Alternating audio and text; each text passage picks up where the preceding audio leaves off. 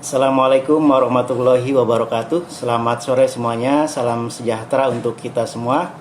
Jumpa lagi dalam Bincang Bisnis volume 37. Kalau kemarin kita berbincang-bincang dengan salah satu pengusaha, kali ini kita akan berbincang dengan pakar bisnis dan marketing, juga pakar di industri franchise, yaitu Bapak Joko Kurniawan. Kita akan berbincang-bincang bagaimana menciptakan ide-ide inovatif untuk industri franchise. Inovasi adalah ruhnya sebuah bisnis. Tanpa inovasi, kebanyakan bisnis tidak akan bertahan lama. Karena itu pentingnya melakukan inovasi secara kontinu dan terus-menerus agar bisnis tetap langgeng dan terus disukai oleh konsumen. Nah, inovasi juga perlu langkah-langkah dan perhatian khusus, karena kita tahu bahwa banyak brand-brand yang sangat inovatif namun juga gagal. Contohnya, Kodak adalah pemain yang terlalu inovatif. Waktu itu Kodak meluncurkan produk kamera digital, namun karena terlalu cepat, masyarakat waktu itu belum begitu aware dengan kamera digital. Akhirnya inovasinya pun gagal. Kita juga ingat bagaimana merek-merek semacam Nokia dan BlackBerry sangat inovasi dan sangat bagus inovasinya ketika diluncurkan. Hampir masyarakat Indonesia menggunakan BlackBerry waktu itu. Namun karena kurangnya inovasi yang terus-menerus, atau mungkin inovasi yang tidak disukai oleh pasar, BlackBerry pun akhirnya tergerus oleh pasar dan dimangsa oleh Android smartphone yang begitu inovatif saat ini. Nah, bagaimana menciptakan ide-ide inovatif yang baik, yang disukai oleh pasar? Mari kita undang Pak Joko untuk berbincang-bincang terkait dengan tema tersebut. Sepertinya Pak Joko sudah hadir bersama kita. Kita langsung undang saja.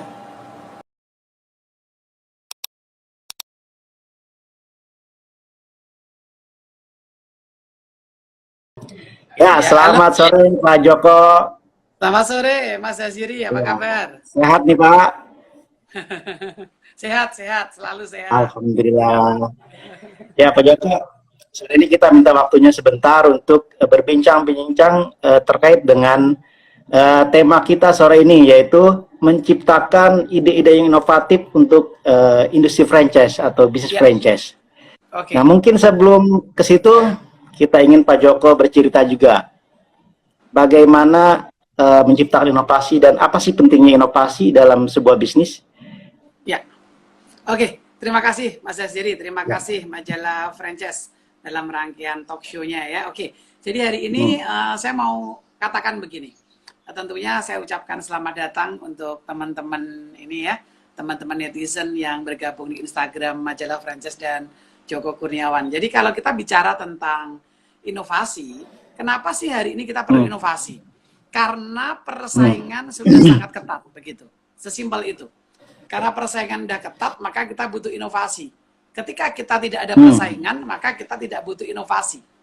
Nah, jadi artinya apa? Bahwa ketika dalam kompetisi produk, ketika produknya itu demikian ketat di market, maka salah satu caranya adalah berinovasi.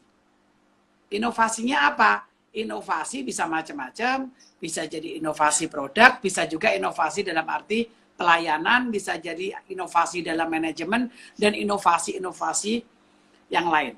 Tapi pentingnya adalah ketika kita tidak berinovasi, maka market nginget kita itu akan jauh lebih lama.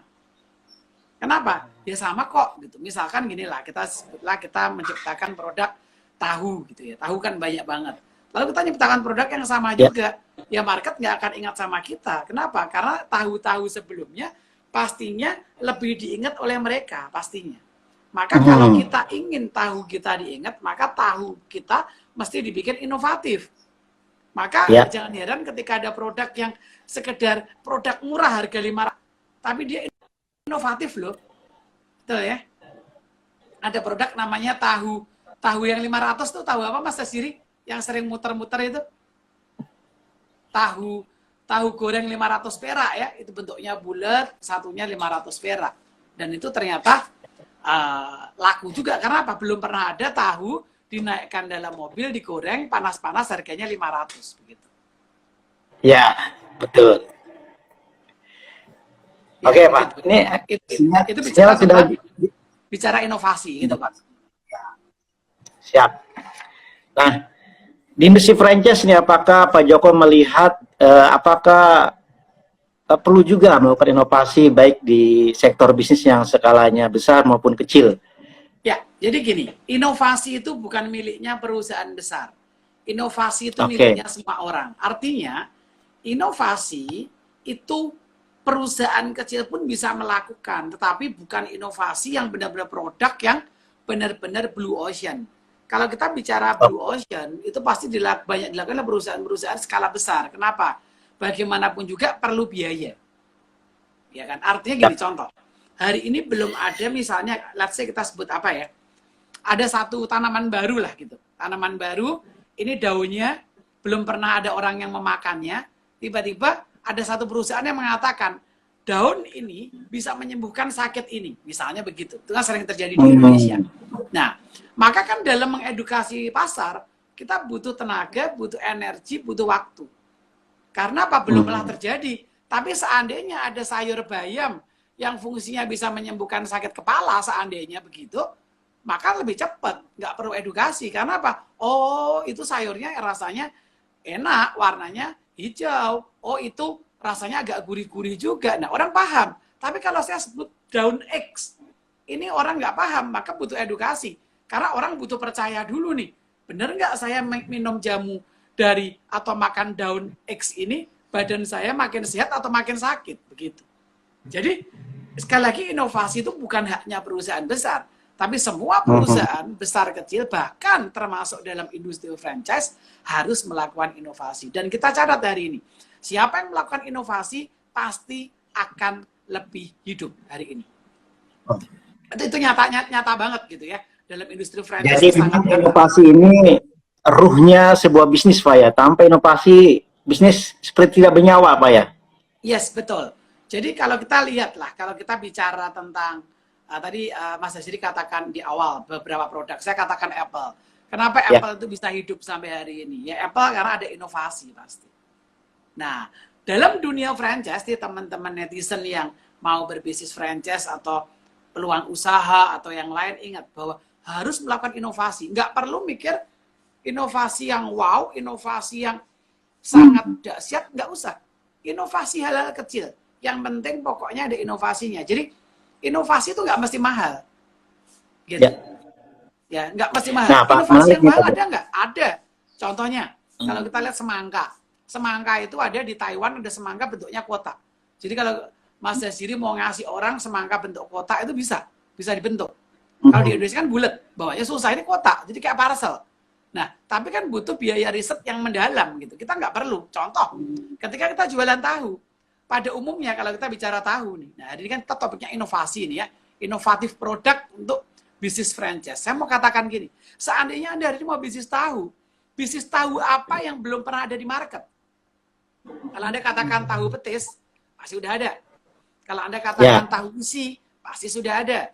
Anda katakan tahu pong, itu banyak. Nah sekarang apa isian tahu yang belum pernah ada di market? Tapi bahan dasarnya tetap tahu. Ini inovasi. Mungkin kita ambil produk lain, produk yang isian produk lain, misalnya isian apa misalnya? Let's say saya sebut isian kroket misalnya. Nah isian kroket dimasukkan dalam tahu, itu mungkin jadi inovatif, begitu loh. Kita ingat ketika kita lihat musimnya dulu, kita lihat donat ya, semua donat tuh bulat, betul kan? Donat bulat. Lalu tengahnya bolong, betul kan? Lalu dibikin inovasi, yang dijual sekarang bolongannya aja. Jual donatnya donat yang tengahnya, donat kecil-kecil, betul ya? Donat mini. Ya, jadi kalau dari sisi perusahaan, itu donat itu kan pasti harus ada pelubangnya. Dilubangin, plak. Nah, yang dilubangin biasanya bingung untuk apa, diputar lagi bikin donat. lama-lama tetap ada sisa tuh bulatnya dikit. Nah bulatnya itu digoreng tetap jadi donat. Tapi donat nggak yang bukan bolongannya, tapi justru itu donat yang sisa lubangnya itu yang dijual. Hmm, Nah, itu juga inovasi. Jadi inovasi artinya gitu ya. inovasi itu bicara tentang banyak hal. Perubahan bentuk itu inovasi, perubahan isi itu inovasi, perubahan warna itu juga inovasi. Begitu. Jadi Jadi inovasi itu tidak mesti hal-hal yang revolusioner dan besar, Pak ya. yes, betul, simple Ya. sebenarnya. Nah, Kalau ini kita lihat dulu ini zaman menarik, Pak. zaman mouse ya. Mouse itu pertama yang pakai Hmm. itu Apple. Tapi itu bukan produknya Apple, bukan. Itu produknya perusahaan lain. Tapi yang memperkenalkan, yang membuat itu ngetop mouse, itu adalah Apple. Jadi Apple tidak Hmm. melakukan production loh. Apple ngelihat ini ada orang yang bisa bikin mouse. Tapi orang-orang pada bingung. Mouse ini untuk apa? Nah, Apple ambil itu mouse dan ngetop. Begitu, Pak Zaziri. Oke, Oke, Pak, tadi menarik cerita tentang inovasi tidak perlu budget yang besar dan tidak perlu hal-hal yang besar. Nah, Yes. di bisnis UMKM ya Pak ya, di sektor waralaba juga ada bisnis yang skalanya kecil. Ini bagaimana sih menciptakan ide inovatif yang sederhana dan murah gitu? Ya, jadi gini prinsipnya. Prinsipnya Anda mesti keluar dari box Anda. Anda mesti keluar dari kota Anda. Jadi Anda nggak boleh berada dalam kota. Kalau Anda masih di dalam kota, Anda pasti tidak inovatif. Karena Anda akan ikutin tren market. Dalam bahasa kerennya kita sebut bisnis kerumunan. Bisnis rame-rame. Maka kalau semua orang bisnis A, semua bisnis sekarang semua orang bisnis boba. Maka semuanya bisnis boba. Hmm. Nah, kalau kita ingat talk show beberapa waktu yang lalu dulu waktu kita pernah talk show atau di pameran franchise, saya pernah katakan saya teriakkan terus soal yang namanya apa tuh dawet. Nah, dawet, cendol. Nah, kalau Pak Zaziri lihat hari ini, Pak Zaziri sebagai pemimpin redaksi pasti lihat banyak sekali dawet yang muncul, betul nggak Pak? Betul. Betul. Ada yang Ya. franchise-nya atau BO-nya cuma 5 juta, ada yang 20 juta, macam-macam. Tapi dulu nggak ada. Ya. Betul Pak Saziri ya? Dulu nggak ada. Ya. Nah, ini saya katakan, ini inovasi. Inovasi apa? Mengangkat makanan lama, makanan kuno, tapi dengan kemasan gayanya minuman boba yang lagi ngetren. Nah, itu inovasi juga gitu loh. Kenapa? Zaman dulu yang namanya makan cendol pasti pakai gelas. Betul kan ya? Kalaupun dibungkus ya pakai gelas yang plastik, gelasnya blank, sudah ditutup, sudah nggak ada merek, nggak ada apa-apa. Nah, ternyata hari ini ketika dibikin jadi minuman seperti boba, ternyata banyak orang bilang, suka loh. Ternyata suka. Ya kan? Suka banget. Kenapa suka? Karena ternyata lebih enak dibanding minuman yang import. Ternyata begitu. Nah, ini penting Pak Zaziri. Jadi UMKM pun perlu melakukan apa yang namanya inovasi. Jadi jangan takut untuk berinovasi. Karena inovasi itu bukan miliknya perusahaan besar. Inovasi bukan miliknya orang-orang pengusaha besar. Pengusaha mikro, pengusaha kecil, dan menengah itu bisa melakukan. Begitu. Oke. Itu ada pertanyaan tuh Pak Zaziri. Ada pertanyaan, saya baca dulu ya Pak ya. Itu ada pertanyaan. Baca Pak, ini dari Mbak Dini. Ya. Dari cendol inovasinya Pak Joko. Oh iya, oke. Ini berarti usahanya di bidang itu ya, oke. Luar biasa. Nah, ini kalau kita bicara soal cincau, nah cincau ini juga menarik. Nah, kalau kita hanya sekedar jual cincau itu kan makanan murah Pak Zaziri, betul ya? Itu kan kalau kita, orang Jawa ngomong itu cuman godong doang gitu ya. Godong tok, daun saja. Daun direndam, diproses dikit, jadilah cincau. Pertanyaannya, kalau Anda cuma jual cincaunya doang, Anda plastikin, pakai plastik bening, ya jadilah cincau murah. Mahal dikit, market teriak. Tapi kalau Anda jual cincaunya itu, Anda potong yang bagus, Anda potongnya mungkin kotak, suatu saat potongnya segitiga, suatu saat kalau Valentine potongnya bentuknya love, kemudian dikasih warna-warna menarik, sirupnya sirup pakai sirup yang menarik, warna-warnanya menarik, dibikin layer, dikasih susu, jangan pakai santan saja. Nah, inilah yang namanya inovasi. Begitu. Jadi inovasi itu sebenarnya menarik. Jadi kalau Bapak Ibu teman-teman netizen hari ini di IG di IG-nya majalah franchise, hari kita bicara inovasi. Nggak berat omongan kita hari ini, bukan inovasi, pakai Pak inovasi strateginya begini. Nggak usah pakai strategi dulu. Kita keluar dari box saja, keluar dari kebiasaan kita. Saya sering katakan, ganti warna itu juga inovasi. Pertanyaan saya sekarang, ada nggak tahu goreng pinggir jalan? Ya, tahu goreng pinggir jalan yang dikasih rumput laut, saya tanya, ada nggak? Nggak ada. Nggak ada. Belum ada nih, Pak. Belum ada. Maksudnya gini loh, hari ini saya mau ngomong banyak ide. Yuk, silakan Bapak Ibu catat idenya. Ide itu gratis. Soal Anda mau eksekusi atau tidak. Nggak ada tahu di luar saat ini, mungkin ada, tapi mungkin belum terekspos ya, atau nggak ada. Tapi menurut saya masih dikit, atau nggak ada bahkan. Itu tahu digoreng pakai tepung, tapi tepungnya tuh dicampur rumput laut. Pasti kalau dimakan, pasti lebih enak. Ini inovasi, gitu loh. Atau, yuk, sudah ada belum? Tahu goreng keju.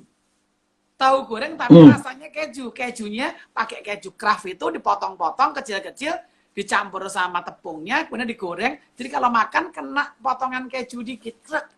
Nah, mungkin orang-orang tua bilang nggak enak. Nggak usah pikirin. Betul kan? Target market kita siapa? Kalau target market kita anak muda, ya pikirkan anak muda. Nggak usah mikirin yang tua-tua. Karena yang tua-tua umurnya tinggal dikit gitu ya. Kalau yang muda-muda umurnya masih panjang tuh. Jadi artinya pikirkan target market Anda. Nah kalau, saya ingat banget 2-3 tahun yang lalu saya teriak soal cendol terus. Nah hari ini saya mau teriak lagi nih soal yang lain nih. Yuk, soal apa? Soal cincau. Soal cincau. Soal yuk inovasi soal tahu. Yuk inovasi soal tempe. Yuk inovasi soal pisang. Inovasi pisang terakhir itu hanya pisang madu. Setelah pisang kipas, itu adanya pisang madu. Nah, kenapa berhenti? Lanjut dong.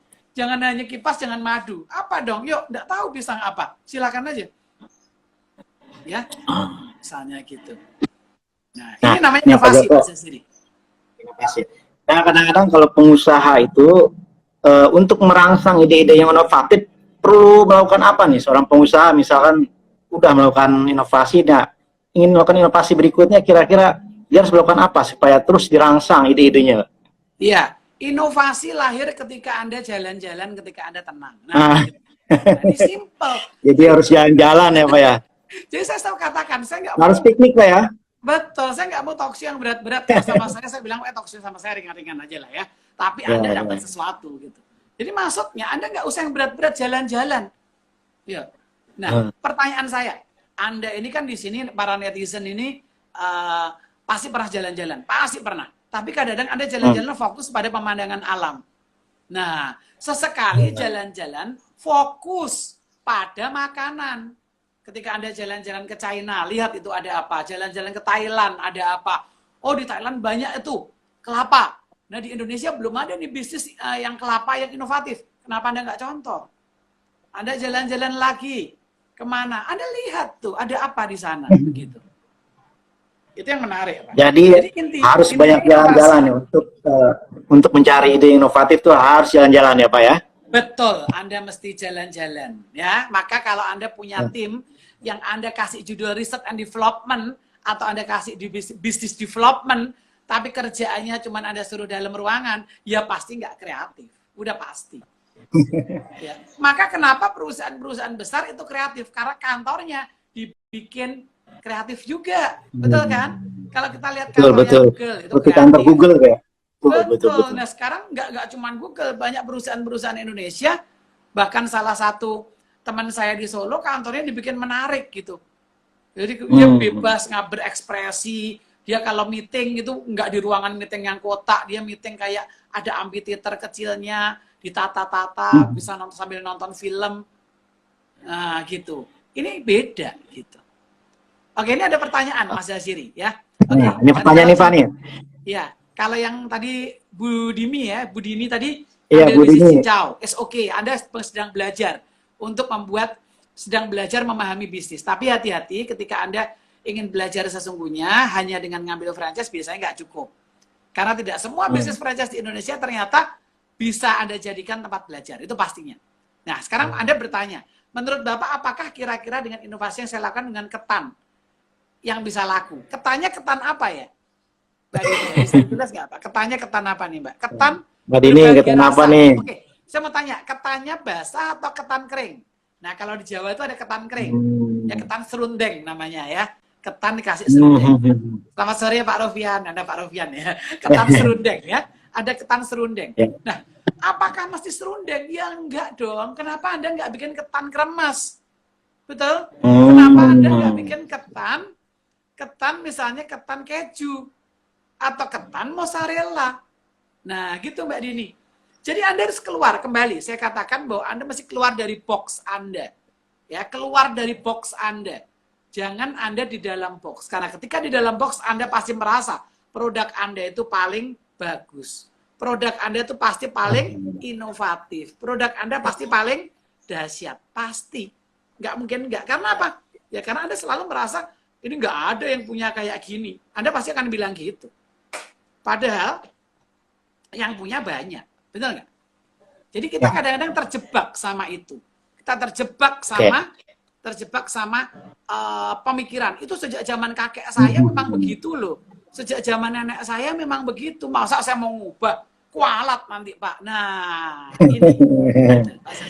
Iya. Jadi kalau untuk jadi pengusaha yang inovatif tuh harus keluar dari tradisi, dari pemikiran lama. Ya. Betul. Nah, harus berani keluar dari tradisi. Ya. Nah, ada juga kasus nih Pak, inovasi produk-produk yang terlalu inovatif juga kadang-kadang juga nggak selalu laku karena pasar belum membutuhkan atau belum terbiasa. Ini menurut Pak Joko bagaimana nih cara menciptakan produk yang disukai pasar tapi inovatif? Setuju. Jadi gini, kembali tadi pada teori saya di awal. Ketika kita menciptakan produk yang inovatif, itu harus ada syaratnya. Syaratnya apa? Tepat waktu, tepat sasaran. Harus. Jadi gini loh, jangan ketika kita bicara tahun berapa ya, kurang lebih 98, itu adalah mulai boomnya .com pertama kali, betul ya? .com pertama kali boom. Ya. Lahirlah namanya ada astaga.com kalau nggak salah ya, dan yang lain. Ya. Yang hidup dikit. Nah, kenapa itu bisa terjadi? Kenapa nggak hebat? Padahal sebenarnya .com itu sejak dulu udah ada 98, tapi kenapa kok ngetopnya baru sekarang? Karena dulu internet kecepatannya rendah, lambat, sehingga boro-boro Anda mau buka, males banget. Ya, ingat kita waktu zaman dulu handphone pertama kita masih pakainya GPRS, betul? Masih pakai apa tuh teknologi namanya apa tuh? Saya lupa yang lebih kuno lagi. Jadi kita download data mau tak enter aja nunggunya sambil ditinggal masak nasi goreng aja belum selesai gitu. Nah, berarti kan pas. Jadi artinya waktunya mesti pas. Sasarannya mesti pas untuk siapa? Jangan pernah berinovasi macam-macam untuk orang tua. Karena orang tua nggak suka inovasi. Betul? Maka kantor-kantor modern hari ini sama orang tua diledekin. Diledekin apa? Ngeledekinnya simpel. Uang kerja kok dari rumah. Kan gitu, betul nggak? Betul nggak Pak? Betul. Kerja kok dari rumah. Uang kerja identik luar. Uang kerja kok pakai handphone. Kerja kok masuknya nggak ada jadwal. Nah, ini kan orang-orang kuno, betul kan? Saya bilang orang-orang kuno susah gitu. Nah, maka kalau inovasi ya target market inovasinya mesti jelas begitu. Itu, jadi Pak, harus melihat momentum juga Pak ya ketika mengeluarkan inovasi. Betul. Nah, tadi Pak Joko di awal berbicara tentang inovasi itu tidak hanya di produk ya, tapi juga di jasa dan juga di hal-hal yang. Nah, bisa dicerita Pak, untuk yang di jasa dan hal-hal lain itu seperti apa? Ya, inovasi. Ya, kalau kita bicara soal inovasi di jasa, itu ya sama, gayanya sama dengan inovasi pada umumnya. Tapi gayanya yang di otak-atik ini pelayanannya. Contoh, nah kalau kita ingat, kalau hari ini Anda jualan es krim, biasa saja, laku nggak? Susah. Anda hari ini jualan gelato, biasa aja, laku nggak? Bisa, tapi kompetisinya banyak. Tapi kalau hari ini Anda jualan gelato, dikasih pengalaman, dikasih kebahagiaan, pasti beda. Nah, itu contoh yang dilakukan oleh beberapa es krim. kalau Pak Sastri ingat ada es krim Turki, betul? Es krim Ya, Turki ada. itu kalau mau dikasih ke orang, anak kecil nih, misalnya anak kita ajak makan di sana, dikasih es krim pilih mana, udah diisi dikasih dia, ya kan? Dikasih dia diputar, Ya. nangkep nggak dapat lagi, putar. Nah, ingat kita, wah, tapi ada tapinya. Jangan sekadar experience-nya tuh kuat, happiness-nya kuat, tapi produknya nggak enak, ya nggak bisa. Produknya rasa. Saya selalu katakan dalam bisnis franchise, rasa itu mesti cukup. Saya nggak katakan rasa mesti enak. Rasa itu harus cukup. Nggak perlu yang paling enak, tapi cukup. Begitu. Ya. Tapi juga nggak boleh yang tidak enak. Harus yang cukup. Nah, inovasinya di inovasi itu. Inovasi pelayanan. Contoh apa? Nah, kalau inovasi pelayanan, contohnya lagi apa? Misalnya ketika memberikan produk kepada customer, ngasih produknya kan biasanya cuma dikasih, silahkan Bu, gitu ya. Ada satu es krim saya ingat di Dubai, itu kalau ngasih ke orang dilempar. Nah, kan aneh gitu. Coba kalau orang tua digituin, ini aku nggak beli lagi, kamu ngawur, Ya. salah sama orang tua. Nah, tapi kalau sejak awal dimain-mainkan, es krimnya diambil, kemudian dilempar-lempar antara si waiter 1, waiter 2 lempar-lemparan es krim. Udah siap? Oke, Pak Sastri siap ya, tangkap ya. Oke. Siap, tangannya siap-siap kayak tangkap bola ya, kayak kiper ya. 1, 2, hop. Nah, ini menyenangkan. Inilah yang kita sebut sebagai inovasi dari sisi pelayanan. Pelayan. Yes. Oke. Ini kan sesuai tema kita, Pak. Memunculkan ide-ide inovatif di franchise industri ya, Pak ya. Nah, kalau di bisnis franchise nih, Pak, kira-kira dalam menciptakan ide-ide inovatif itu apa perlu melibatkan franchisee itu bagaimana, Pak? Ya, jadi begini. Ketika Anda yang hadir di tempat ini, yang lihat di acara talk show bersama Majalah Franchise ini, tentunya Anda pasti berpikir, kira-kira saya perlu melibatkan franchisee enggak? Kalau Anda hari ini sudah punya franchisee, libatkan mereka. Ketika Anda hari ini belum punya franchisee, Anda franchisor yang sedang mendevelop produk, dan Anda punya 10 orang karyawan, maka 10 orang karyawan di sini Anda harus buat mereka untuk memberikan ide kepada Anda. Harus. Jadi artinya, gunakan banyak kepala, istilah saya. Makin banyak kepala, maka otomatis idenya makin banyak. Jadi jangan pernah berpikir dia itu security loh. Dia itu kan cuman admin. Dia itu kan cuman, jangan cuman. Dia kan cuman sopir. Ya, siapa tahu sopir tiap hari muter, dia ngeliat produk. Anda terlalu berpikir di kantor, mereka punya ide. Jadi bikinlah budaya inovasi di kantor Anda. Ya, caranya gimana? Bikin lomba inovasi. Yuk tiap bulan silahkan usulkan produk kita itu produk A. Yuk silahkan ditambah jadi A+, A-, atau A++, atau apa silahkan. Diedit-edit. Nanti dilombakan. Yang menang dapat voucher Carrefour, voucher Giant 500.000 misalnya begitu. Ini yang namanya menciptakan budaya inovasi. Anda sebagai pebisnis, saya ingetin nih, Anda kadang-kadang masih berpikir Anda yang paling pintar. Nah, ini yang nggak boleh. Merasa diri bahwa Anda paling pintar, ini adalah jebakan pertama yang membahayakan bisnis Anda. Karena apa? Orang lain mungkin tidak sepintar Anda, tapi orang lain itu otaknya mungkin lebih liar dibanding Anda. Dia tidak pernah kuliah sehebat Anda, tapi pengalaman lapangan dia sering ngelihat membuat dia menjadi kreatif. Jadi kreatif itu tidak menuntut kasta. Ya, kreatif itu tidak menuntut kasta. Anda lihat pelukis-pelukis di Bali, ya.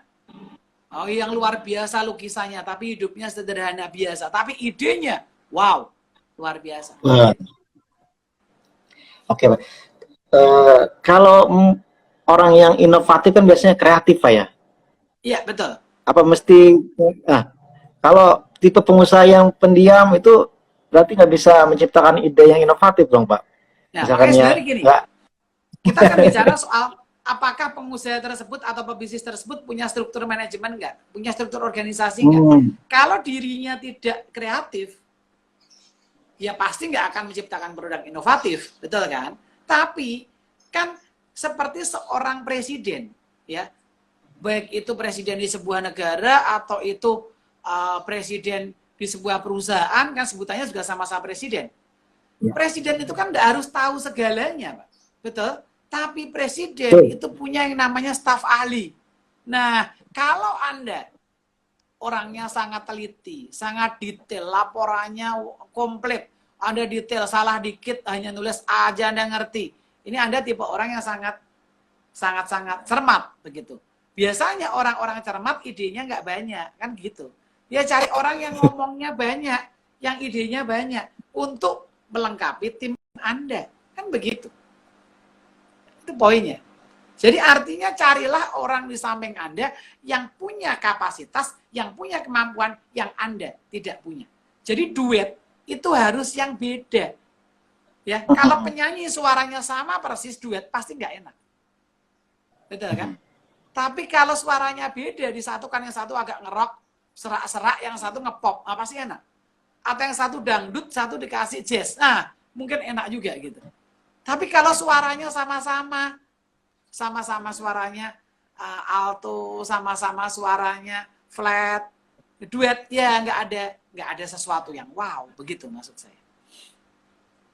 Jadi harus ada staf yang atau orang-orang yang bisa dioptimalkan ya, yang punya ide kreatif ya Pak ya. Kalau memang pengusaha itu nggak punya kreativitas.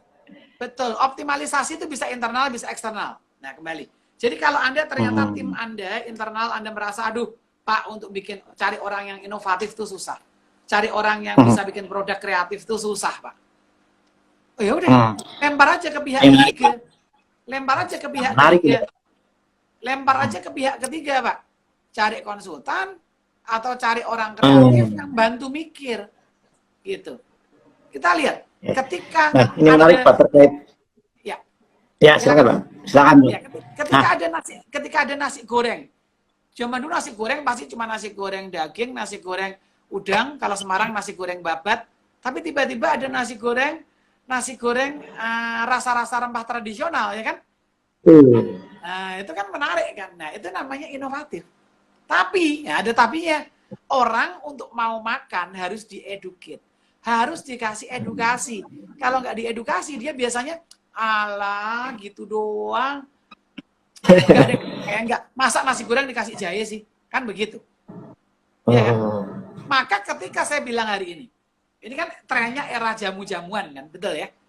Ketika COVID terjadi, ini banyak orang bicara soal jamu-jamuan. Ada yang jamunya benar-benar diparut, kemudian diperas, diminum. Ada yang cuma dipotong-potong, jahe satu potong, kemudian kunyit satu potong, kemudian serai satu potong, kemudian apapun satu potong, gula satu potong gula aren misalnya, itu kan dipotong-potong doang, dicelup kasih air panas. Nah, kira-kira pertanyaan saya, anak muda minum jamu kayak gini nggak, Pak Zaziri? Kurang suka, ya. Kurang suka. Karena dari aromanya ini aromanya simbah-simbah gitu ya, aromanya kakek-kakek, aromanya nenek-nenek gitu. Wah, ini kan bumbu dapur. Masa gua anak muda gaul, sekolah internasional, ya kan, masak minumnya jamu kan gitu kan. Ya kan? Kalau mungkin kita minum jamu bangga kan? Ya kan? Ya. Tapi anak muda bangga kalau dia minum soda, betul kan? Betul nggak? Ya. Kalau dia minum Coca-Cola, dia bangga gitu. Nah, pertanyaannya kenapa kita nggak kawinkan? Saya sedang tidak bicara soal secara kesehatan ya. Hari ini saya bicara soal secara creativity. Secara kesehatan harus ditinjau ulang. Apa nggak boleh? Uang nyatanya aja minuman orang barat aja ada yang soda dikasih ginger, namanya ginger ale, betul kan? Ginger ale, ya kan? Nah, kan ada tuh kan? Nah, kenapa kita nggak coba tuh? Yuk minumannya dibikin warnanya jadi pakai warnanya kunyit. Why not gitu loh? Anda berani nggak pertanyaannya begitu? Iya. Ya, berani nggak Pak bikin Thai tea atau kopi yang rasanya jamu gitu ya? Yes. Yang khasiatnya seperti jamu. Benar, itu kan pertanyaannya. Sehingga kalau seandainya ada orang jual bubble tea, ya, tulisannya sugar free with ginger, saya pikir seorang ayah yang nemenin anaknya makan di situ atau beli minum di situ, Si ayah nanya, itu kayaknya coba deh, kayaknya ada yang low sugar pakai ginger, pasti beli. Sehingga terjadi yang namanya peningkatan angka penjualan. Tapi kan di Indonesia itu orang kreatif dikit, Pak Zaziri. Ya, taunya pokoknya bisnis rombongan. Begitu si Futang masuk ke Indonesia, yang lain juga berlomba-lomba. Tiger masuk ke Indonesia. Padahal mahal itu, franchise-nya pasti mahal kan gitu ya. Mahal. Kenapa kita nggak rame-rame sekarang? Yuk, es cendol dikasih ginger. Betul kan? Ya. Nah, itu loh maksud saya. Jadi ide itu dekat sama kita. Tapi problemnya Anda pakai ide itu atau tidak. Anda seringkali mengatakan begini, nggak perlu gitu deh, itu di sana aja rame. Ya itu kan dia rame, karena dia pionir. Nah, Anda pionir enggak? Kalau nggak pionir, maka Anda mesti lebih canggih lagi. Gitu loh. Nah, ide-ide inovatif itu mesti pionir apa tidak, Pak? Tidak mesti. Tidak mesti. Tidak mesti ya? Kalau kita lihat, dulu pisang kipas demikian hebat, betul kan? Sekarang yang hebat adalah pisang madu, betul kan? Beda. Dulu pisang pasir dulu. Nah, pasir, kemudian ada pisang kipas, dan seterusnya. Nah, ini ada pertanyaan menarik nih, Pak nih. Iya. Pak, inovatif itu hanya sekedar beda, sekedar unik, atau harus ada hal-hal lain?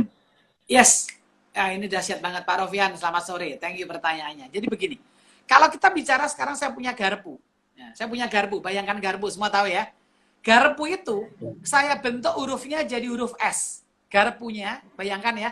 Garpu saya bentuk, saya puter, saya bengkok-bengkokin jadi huruf S. Dan saya jual garpu ini di supermarket. Saya jual garpu ini di mall-mall gitu. Menarik ya, inovatif, betul kan? Inovatif, gila, garpu biasanya lurus nih bentuknya S atau bentuknya huruf C. Nah, tapi pertanyaannya, garpu ini punya manfaat nggak? Nah, ya kan? Jadi manfaatnya ya, Pak ya? Harus tetap punya manfaat, Pak Rofian. Thank you, udah diingetin. Inovatif harus tetap punya fungsi. Kalau just inovatif, tapi value-nya nggak ada, seperti tadi, garpu saya bentuk huruf S, sehingga saya megangnya susah gitu, Pak Zaziri. Mau makan mangga aja susah gitu. Maka ini tidak ada nilai tambah. Maka garpu yang dibentuk huruf S ini lucu. Cocok lucunya doang, Pak. Cocok masuk jadi museum. pajangan doang ya, Pak. Iya, tapi nggak cocok, fungsionalnya kurang. Megangnya susah, malah nusuk nggak bisa. Menghilangkan makna garpu. Sehingga ini bukan inovatif dalam konteks function. Jadi inovatif nggak? Iya inovatif, tapi inovatifnya kurang punya manfaat. Begitu. Jadi tidak cukup sekedar berbeda dan unik saja ya, Pak, tapi juga fungsional ya. Kalau sekedar beda, itu namanya ngawur. Maka saya sering katakan kan, inovatif dan ngawur itu bedanya tipis. Ya kan? Inovatif dan ngawur itu bedanya, kalau inovatif dia langsung naik satu the next level. Kalau ngawur, orang bilang, apaan sih? Garpu kok bentuknya huruf S, kan gitu. Begitu. Menarik. Nah, kalau di masa pandemi saat ini, Pak ya, seharusnya ide-ide inovatif itu harus ditumbuhkan atau memang karena jalan-jalan sulit menumbuhkan ide inovatif? Gimana, Pak? Iya, gini. Jadi pada saat pandemi, sekali lagi kita nggak tahu pandemi ini berakhir kapan. Jadi pokoknya hadapin keadaan tetap dengan tenang aja. Anda nggak pernah tahu kapan, maka Anda masih inovatif tetap. Jadi justru Anda pada saat Anda kepepet, pada saat Anda kepepet, harusnya itu Anda mesti harus lebih inovatif. Wong namanya secara teori aja the power of kepepet, betul kan? Kalau Anda kepepet, Anda tuh apa saja bisa jadi, betul kan? Betul. Kalau Anda sedang dalam zona tidak nyaman, Anda bisa jadi. Tapi ingat, ketika Anda sedang punya uang, saya ingatkan pebisnis di tempat ini ya, ketika Anda sedang banyak uang, ketika Anda sedang tidak mengalami cash flow, ketika Anda pendapatan baik-baik saja, penjualan normal-normal saja, biasanya Anda tidak inovatif. Anda biasanya gitu ya? Dalam operation, betul. Tapi ketika Anda kena sebuah tekanan, Anda harusnya inovatif. Maka sebenarnya ketika saat ini pandemi, harusnya Anda semua harus lebih kreatif. Harusnya. gitu. Ide-ide kreatif di masa-masa ya masa-masa omset bagus, di masa-masa perut kenyang itu sulit Pak ya? Susah biasanya. Maka tapi gini, tidak susah kalau itu dilakukan oleh korporasi. Korporasi itu kan perutnya Korporasi. kenyang terus, duitnya gede terus, tapi tetap bisa berinovasi. Kenapa? Struktur organisasi. Jadi begini saya ingatkan, ketika Anda ingin berinovasi, pastikan struktur organisasi Anda juga struktur organisasi yang bisa mengarahkan kepada sesuatu yang inovatif atau kreatif. Maka struktur Anda punya business development, Anda mesti punya research and development, Anda mesti punya orang-orang marketing, Anda mesti punya orang-orang produksi yang benar-benar punya kapasitas untuk mengembangkan produksinya lebih dari yang saat ini ada. Jadi tidak mesti kepepet. Korporasi kan jarang kepepet, tapi kreatif terus kan. Karena apa? Karena mereka strukturnya mendukung untuk itu. Jadi kembali, struktur mendukung, tidak perlu kepepet. Tapi kalau Anda masih perusahaan perorangan, biasanya Anda nggak kreatif kalau Anda masih punya duit, saya bilang gitu. Kebanyakan. Tapi kalau ada yang bilang, Pak saya punya duit tapi kreatif ya, it's very good gitu. Bagus buat Anda. Oke Pak. Untuk pengusaha-pengusaha level bawah nih Pak yang memang perlu melakukan inovasi yang berkelanjutan. Kira-kira untuk menimbulkan rasa lapar untuk berinovasi itu bagaimana Pak? Ada kiat khusus nggak Pak? Ya. Nah, kadang-kadang kita puas gitu. Nah. Yes. Kenapa kok Anda puas? Karena Anda jarang jalan-jalan. Udah itu aja. Kalau Anda di dalam kursus, Anda tuh kayak katak di dalam tempurung. Anda merasa suara Anda udah paling kencang, merasa produk Anda paling bagus. Padahal di sana, maka kalau ketemu pengusaha dikit-dikit bilang, ini Pak produk saya paling enak Pak, ini produk saya belum ada Pak, ini produk saya itu kemasannya paling bagus Pak. Padahal saya udah sering lihat produk yang lain, saya ketawa aja sih. Bapak kurang jalan-jalan Pak, saya bilang. Udah gitu aja. Artinya untuk membangkitkan, ya Anda mesti panas, Anda mesti dikomporin. Contohnya begini Pak, saya selalu ngomporin klien saya yang sedang mau memfranchise-kan produknya, saya suruh datang ke pameran. Saya suruh baca majalah franchise, saya suruh masuk ke majalahfranchise.com, saya suruh masuk ke sana, supaya gitu ngeliat, loh kok ada ya produk tahu kok cabangnya sampai 300 ya, loh kok ada ya produk Indomie franchise-nya kok sampai 3 miliar ya, kok ada bakso yang harganya miliatan ya. Maka seorang pebisnis yang ingin memfranchise-kan bisnis yang pertama kali, Anda harus datang ke pameran. Supaya apa? Kalau Anda datang ke pameran, Anda panas. Kenapa kok Anda panas? Anda lihat, jalan-jalan, ngelihat roti. Hah? Kok cuman roti gitu? Itu kan cuman roti tawar, kemudian dibelah jadi 2, kemudian dikasih isian, kemudian dibakar, kemudian dipotong jadi 5, kemudian dipotong lagi jadi 10, jadi kecil-kecil, dikasih tusuk gigi, kemudian disiram sama saus. Hah? Kok bisa harganya mahal ya? Kalau gitu saya ya bisa. Nah, ya kan? Saya selalu bilang, nek ngono aku yo iso, nek basa Jawa nih gitu. Kenapa kok Anda bisa? Karena Anda udah ngelihat. Pertanyaannya orang yang melahirkan seperti itu, susah nggak? Susah. Ketika pertama kali obat masuk angin dikeluarkan, yang namanya apapun mereknya, ya kan? Susah nggak obat masuk angin? Susah, tapi hari ini semua jual obat masuk angin. Dulu ketika riset vitamin C yang namanya kategori ester C, ya time release, yang dilepas ketika tubuh membutuhkan, itu risetnya lama. Tapi ketika sudah ada di market, yang lain langsung bikin vitamin C. Apalagi saat pandemi, vitamin C nggak ada, semua perusahaan obat membuat vitamin C. Ketika perusahaan yang udah established, produksinya udah naik lagi, maka perusahaan-perusahaan yang baru muncul ini nggak laku lagi. Kemarin saat pandemi laku nggak laku, orang nggak peduli mereknya apa, yang penting pokoknya vitamin C 500, vitamin C 1000, orang beli. Tapi ketika keadaan udah normal, hati-hati loh, produk Anda punya diferensiasi atau enggak, punya unique selling proposition atau enggak, kreatif atau enggak, inovatif atau enggak, sehingga orang menoleh ke arah Anda dan tidak mau berpaling ke arah kompetitor. Begitu. Pak, ada pertanyaan? Nah, ada pertanyaan nih Pak. Nah Pak, ini terkait dengan mungkin inovasi dalam pricing ya, harga. Di saat orang menjual harga susah yang begitu mahal, bagaimana inovasi untuk harga nih Pak? Mungkin ada bahan dikurangin atau bagaimana, lebih baik bagaimana inovasi ini Pak? Iya, jadi gini, menurut saya Bu Dini, Produk itu mahal atau murah itu relatif. Saya ulang ya, produk mahal atau murah itu very relative. Artinya apa? Ketika Anda beli parfum harganya 1,5 juta, Anda merasa murah, baunya enak kok. Tapi ketika ada orang yang gajinya cuma 2 juta, disuruh beli parfum 1,5 juta, ya mahal, kan begitu. Jadi jangan pernah berpikir soal harga. Contoh, Indomie, di warung Indomie, itu harganya berapa Pak Zasiri? Warung Indomie pinggir jalan, Pak. Masih ingat nggak Pak? Berapa? 8.000, 10.000-an lah sekarang ya. Ya, kurang lebih 10.000 lah, itu let's say. Itu udah pakai telur, betul ya? Kadang ya, pakai telur 10.000 lah. bakso, gitu. Nah, itu warung Indomie pinggir jalan. Tapi ketika saya setup klien saya membuat warung Indomie yang kelasnya di atas, Indomie saya jual 20.000, Anda bilang murah nggak? Murah Pak, kenapa? Tempatnya enak Pak. Saya kalau selfie Pak, keren banget saya selfie Pak, nah misalnya gitu, betul?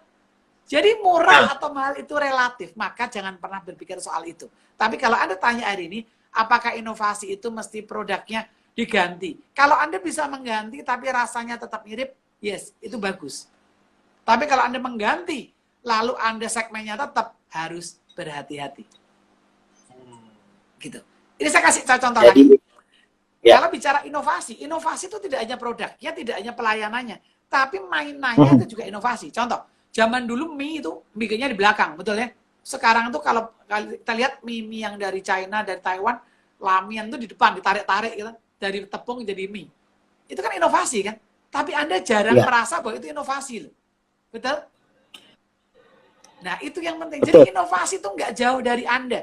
Inovasi itu dekat dengan Anda. Tapi Anda ngelihat nggak bahwa itu inovasi? Biasanya Anda sedikit sombong. Gitu doang ngapain?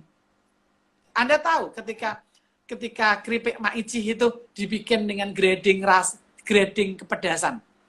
Begitu ngetop, Anda langsung bilang, alah, gitu doang, itu mah gampang. Cuma keripik. Cuman gitu, keripik. Ya saya ya iso nek ngono, ya kan? Bahasa Jawanya gitu. Tapi pertanyaannya mikirin bikin grading, itu gak gampang. Itu yang namanya inovasi. Jadi harus punya mata yang jeli ya Pak ya? Yes, exactly, right. Matanya. Nah itu gimana Pak? Ya, buka mata, buka telinga, buka hati. Nah, ini menarik. Buka mata, itu Anda masih jalan-jalan. Buka, lihat.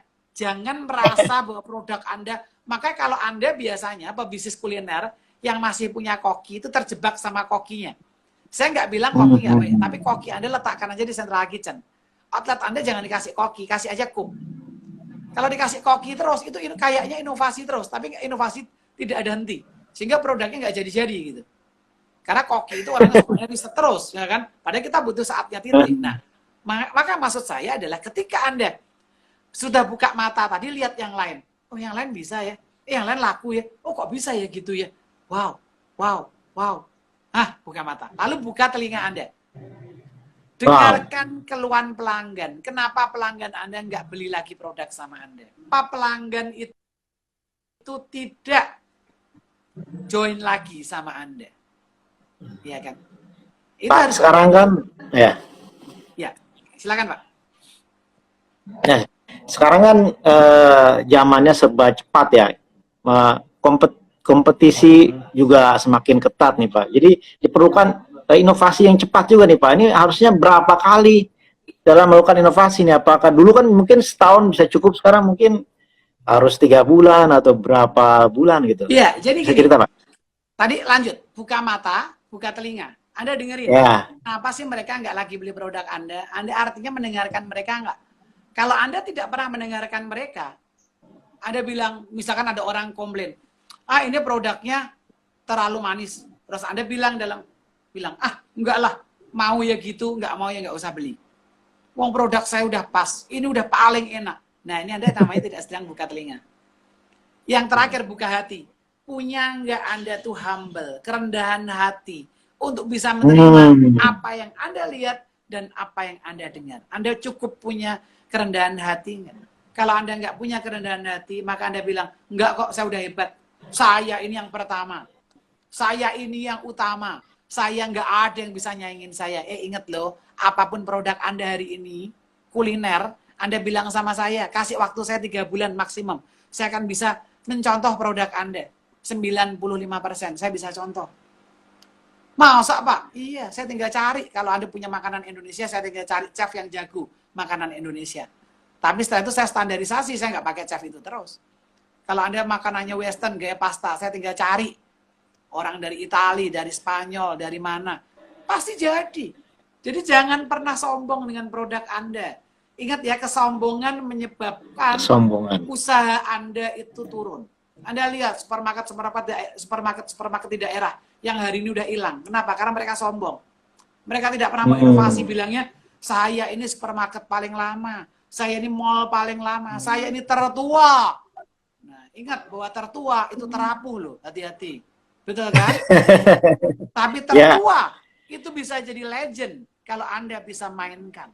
Nah, Anda harus jadi tertua, tapi tetap jadi tertua yang dari pengalaman itulah Anda ciptakan inovasi. Itu yang dahsyat. Bukan sekedar tua. Tua is not important. Tapi yang important adalah experience ditambah dengan new innovation. Jadilah kreatif produk, kreatif services. Sehingga produk Anda bisa menang. Begitu. Nah, ini melanjuti tadi pertanyaan saya, Pak. Inovatif ada masanya enggak sih, Pak? Dari Ibu Perianti.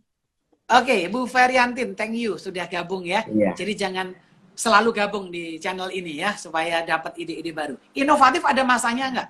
Inovatif itu setiap zamannya pasti ada produk inovatif.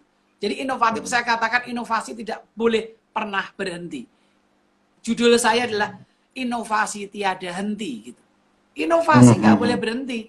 Jangan ketika warung mie Anda sudah rame, sehari sudah bisa jualan 500 mangkok, Anda bilang saya udah paling enak. Belum tentu, saya bilang. Ada yang bisa bikin lebih enak. Jadi inovasi itu terus. Dengan membuka mata, membuka telinga, buka hati Anda. Nggak boleh sombong. Bahwa artinya Anda itu sedang dikerumunin banyak kompetitor. Anda sedang dikerumuni oleh kompetitor. Dan Anda itu sedang berada di tengah persaingan yang ketat. Maka kalau Anda nggak inovatif, Anda nggak kreatif, Anda pasti kalah. Apalagi di industri franchise. Jadi kalau Anda sudah siap masuk industri franchise, saya ingatin, kalau Anda punya produk tahu, hari ini Anda bikin tahu yang inovatif, sebutlah tahu keju mozzarella hari ini. Nggak usah nunggu seminggu, Pak. Udah banyak yang bikin. Franchise Anda, let's say harganya 200 juta. Tiba-tiba bulan depan ada franchise yang harganya cuma 50 juta. 3 bulan lagi ada franchise yang harganya cuma 7,5 juta. Betul? Pak Jazir ini yang banyak meliput. Terjadi ya, Pak ya?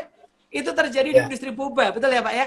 Dari yang harganya 3,5 miliar sampai yang harganya hari 7,5 juta itu ada. Dan tampilannya semuanya mirip. Betul? Karena tahu nih asalnya dari Taiwan, maka sekarang boba lokal pun dikasih huruf-huruf Taiwan. Betul? Karena apa? Gampang, tinggal pakai Google Translate, ya kan? Jadi Bu Feriantin, inovasi tiada henti. Anda nggak boleh pernah berpikir untuk berhenti. Kalau kompetitor Anda belum berinovasi, Anda tetap berinovasi, tapi simpan hasil inovasi Anda. Jangan buru-buru launching. Karena market pasti tenang. Jangan di launching dulu. Dengan gini aja Anda menang, nggak apa-apa. Tapi begitu market ngeluarin produk tertentu, Anda inovasi Anda udah siap. Jadi dalam bisnis franchise, sekali saya katakan, jangan pernah takut untuk dicontoh. Klien-klien saya, begitu saya mulai ajak pameran ya, saya banyak ngajak klien-kliennya pameran perdana dan dari ini sukses ya. Ada yang setelah sukses lupa sama saya, banyak ya. Banyak juga Pak. Jadi biasa itu. Bagi seorang konsultan nggak apa-apa. Konsultan akan setia sama Anda. Tapi belum tentu Anda setia sama konsultan. No problem. Anda biasanya merasa Anda lebih pintar, Anda udah merasa lebih hebat, no problem. Saya senang. Tapi ingat, setelah itu bisnis itu tidak titiknya nggak di situ loh. Titiknya tuh di ujung sana titiknya. Nah, Anda masih inovasi. Anda bisa nggak berinovasi lagi? Kalau Anda nggak bisa berinovasi lagi, ya Anda kalah. Gitu. Jadi istilahnya kalau bahasa Jawa, saya orang Jawa, saya bilang ojo dumeh. Ojo dumeh itu nih, ojo dumeh produk kamu udah paling top. Ojo dumeh kamu produk kamu tuh paling laku. Jangan, tetap berinovasi. Tapi launching inovasinya, launching creativity produknya nunggu pada saat dibutuhkan. Timingnya tepat ya. Kalau Anda masih bagus, Anda launching lagi ngapain? produk itu kan ada life cycle-nya, naik, kemudian mau turun. Ya. Sebelum turun, inovasi. Sebelum turun, inovasi. Gitu Pak Syaziri. Oke. Pak, kalau sekarang kan banyak inovasi di sektor kuliner ya Pak. Mungkin Ya. kalau di khususnya di waralaba nih Pak, di sektor kuliner ini harusnya nih inovasi itu harus berapa lama? Mungkin Ya. setahun sekali apa cukup? Ya, jadi gini, saya sebenarnya katakan, tidak ada patokan khusus. Misalkan gini, kita baru launching produk, seandainya kita sebut lagi produk, misalkan cincau tadi.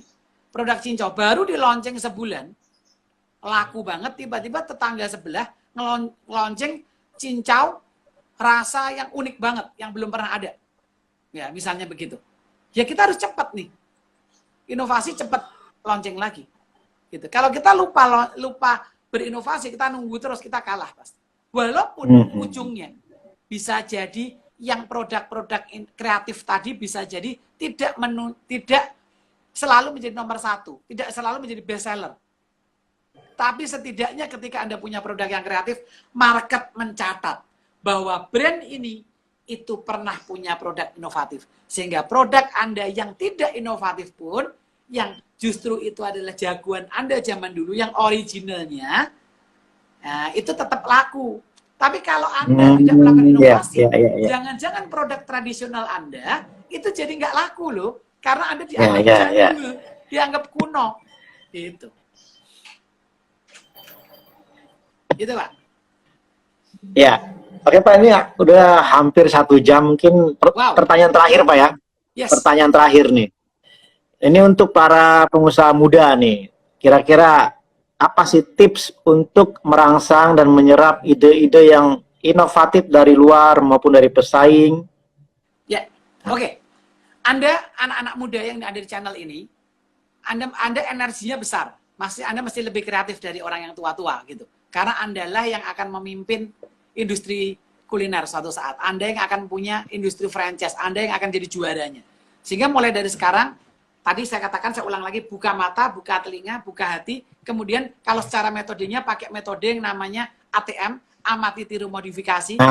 Bahasa Jawanya saya ulang-ulang terus karena ini teorinya Ki Hajar Dewantoro. Amati itu niteni, ya, niteni. Tiru itu niroke, niru. Kemudian modifikasi itu nambahi. Itu teori kuno sejak zaman Ki Hajar ya, Pak. Udah ada, betul. Nah, tapi setelah itu Anda jadi nggak perlu terlalu baru. Karena produk yang paling baru banget di dunia hampir nggak ada. Tapi produk yang Anda bisa contoh itu banyak. Maka ketika ada makanan ngetop dari Taiwan, Anda intip aja sebentar. Maka rajin-rajinlah browsing. Betul? Rajin-rajinlah membaca media yang merupakan pusat informasi. Sehingga Anda ilmunya nambah terus nih. Sebab kalau Anda tidak rajin baca, Anda sedang menutup mata. Nah, kalau Anda menutup mata, hati Anda pasti ketutup. Telinga Anda buntu. Nah, amati, tiru, modifikasi. Nggak usah mikir yang muluk-muluk, lihat aja, ubah dikit, launching. Jadi bisnis kuliner itu jangan mikirnya kepanjangan. Jangan sampai risetnya setahun, 2 tahun, ya yang lain udah keburu banyak. Cepat aja, tapi sambil diperbaiki, pastikan tim manajemen Anda kuat. Gitu.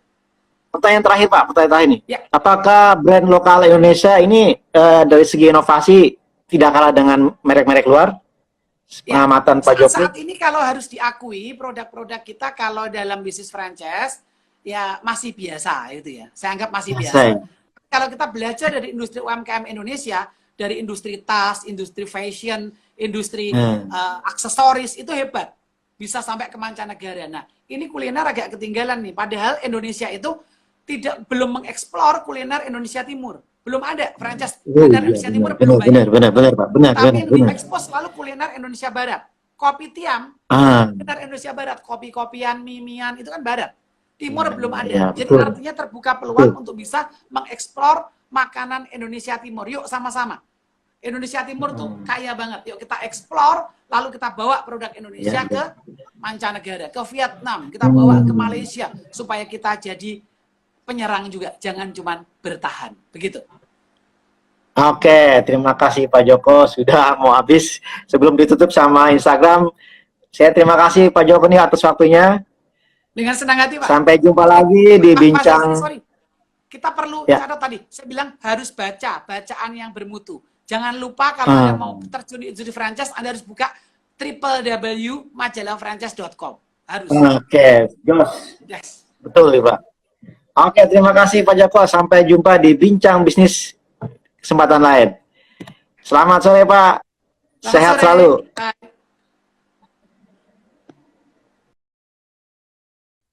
Oke, demikian bincang bisnis kita dengan Pak Joko. Sangat inspiratif, sangat inovatif ya mungkin ininya, apa namanya, ide-idenya bagi para franchise pemula. Obrolan tadi sangat menarik ya, khususnya bagaimana merangsang dan menyerap ide-ide yang inovatif dari luar. Kuncinya satu ya menurut saya, harus terbuka mata, pikiran, dan hati serta telinga itu harus terbuka dengan wawasan luar. Yang kedua, harus banyak piknik atau jalan-jalan ke luar negeri atau ke daerah manapun sehingga terbuka wawasan kita dan bisa menyerap ide-ide yang inovatif dari luar. Itu saja bincang bisnis kita sore ini, semoga bermanfaat. Sampai jumpa pada bincang bisnis berikutnya. Selamat sore, assalamualaikum warahmatullahi wabarakatuh.